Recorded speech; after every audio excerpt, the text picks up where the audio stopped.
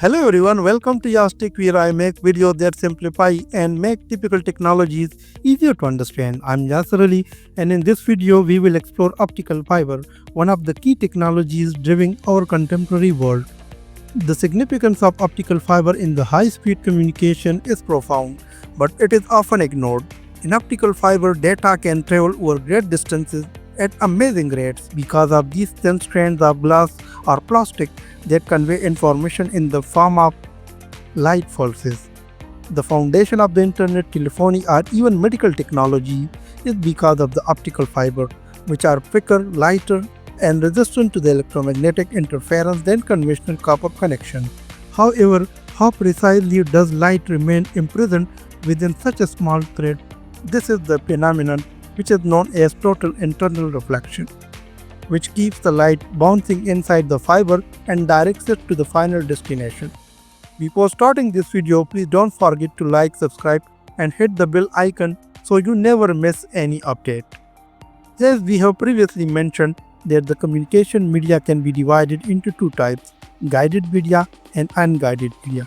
In the guided media, we have discussed that it can be further divided into twisted pair cable, optical fiber, and coaxial cable. In this section, we will be discussing the last category of the guided media, which is known as optical fiber.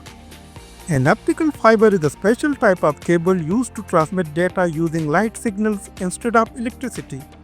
It is one of the fastest and most reliable ways to move data today. That is why it powers much of the internet, telecommunication, and even medical imaging systems. Let's understand the structure of optical fiber. An optical fiber is made of three different components. The first one is called core. This is very thin center made of glass or plastic, and it is where the light actually travels. The second part is called cladding, a special layer that surrounds the core. It reflects the light back into the core, making sure it stays inside and doesn't escape. This is how the light can travel long distances by bouncing through the fiber without leaking out. The last part is called outer jacket. This is the protective layer that shields the fiber from damage, moisture, or bending. Unlike the copper cable, the optical fibers don't use electricity to transmit signals. Instead, they send pulses of light usually from a laser or LED. That light carries data in the form of ones and zeros. Because the light can move so fast and face very little resistance, the fiber optics can transmit data at incredible speeds, even up to terabits per second, over very long distances with minimal loss and interference. In this section, we are looking forward to discuss the working procedure of optical fiber. But before getting into that discussion, it is essential to understand what is total internal reflection. Well, let's understand it first. In optical fiber, the principle of total internal reflection is used to guide the light signal over long distances without losing strength. Now, it is very important to understand the concept of total internal reflection with some real-life stuff. Imagine you are shining a flashlight into a water at an angle. Some of the light passes through and some bounces back. Now, if you slowly increase the angle, there comes the point where all the light reflects back into the water instead of escaping through. That exact moment is called total internal reflection, where 100% of light is reflected back inside the medium instead of passing through. The total internal reflection is a phenomenon that allows the light to be completely reflected back into a medium when it strikes the boundary at specific angle which is greater than critical angle. For the total internal reflection to take place, there are two conditions. The first one is the light must be traveling from denser to the rare medium, while in our optical fiber case it will be from core to the cladding. The second condition is the incident angle must be greater than the critical angle. Now let's explain this phenomenon in context of our topic. After understanding the concept of total internal reflection, now we are going to discuss that how the light travels through the optical fiber medium. It all begins with a sender, such as laser diode or LED. This sender generates a light beam that carries information like voice, video, or data. The light is directed into one end of the optical fiber. When the light enters the core of the optical fiber at a certain angle within what is called the acceptance cone, then it travels down the core. As the light travels, it eventually hits the boundary between the core and the cladding. Because the core has the higher refractive index than cladding, there is a specific angle which is called critical angle, at which the light when striking this boundary will be completely reflected back into the core. If the light hits the boundary at an angle greater than this critical angle, it undergoes total internal reflection. Instead of bending and passing into the cladding, the light effectively bounces off the inner surface of the cladding and continues to travel down the core. This process repeats continuously as the light signal propagates along the length of the fiber.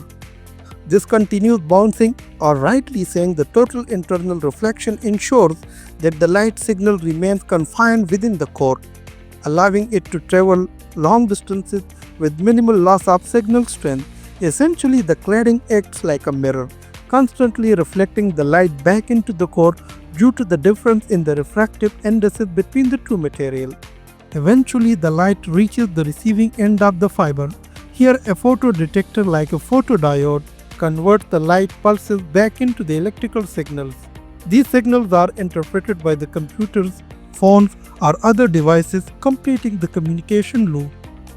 Like other technologies, optical fiber is not perfect. Let's take a look at some of its limitations. The first limitation is high initial cost. The biggest drawback is the cost of installation. Optical fiber cable, along with the special equipment needed to transmit and receive light signals, are more expensive than copper-based systems. Second limitation is fragility. Unlike metal wires, fiber cables are delicate and can break easily if bent too much or handled improperly. They require careful installation and protection. The third limitation is complex splicing and repair. Joining two fiber cables is called splicing. It requires specialized skills and equipment. If the cable is damaged, the repairs are more complex and time-consuming than traditional cable. The fourth limitation is limited compatibility. Optical fiber requires specific hardware like optical transceiver and fiber switches. You cannot just plug it into standard Ethernet port without additional components. The fifth limitation is difficult to test for troubleshooting. Because the signal is light-based, it is harder to monitor or troubleshoot without specialized optical testers. Unlike copper cables, where signal checks are simpler. The final limitation of optical fiber is power transmission. As we know, fiber cables cannot carry electrical power, so the devices like PoE, Power over Ethernet, won't work over fiber cables. It means that you will need separate power lines. Despite these limitations, fiber optics remain the backbone of high-speed internet and modern communication networks. But it is important to know where and when it makes sense to use them. In short, the optical fiber is a smart and powerful way to send information using light pulses. Thanks to the science of total internal reflection, where light stays trapped inside the cable and travels long distances without losing speed or quality. That is why we can enjoy fast internet, clear phone calls, and smooth video streaming all through tiny strands of glass. Thanks a lot for watching. If you enjoyed this video and learned something new, make sure to like, subscribe, and tap the bell icon so you don't miss out on more easy tech videos. See you in next one.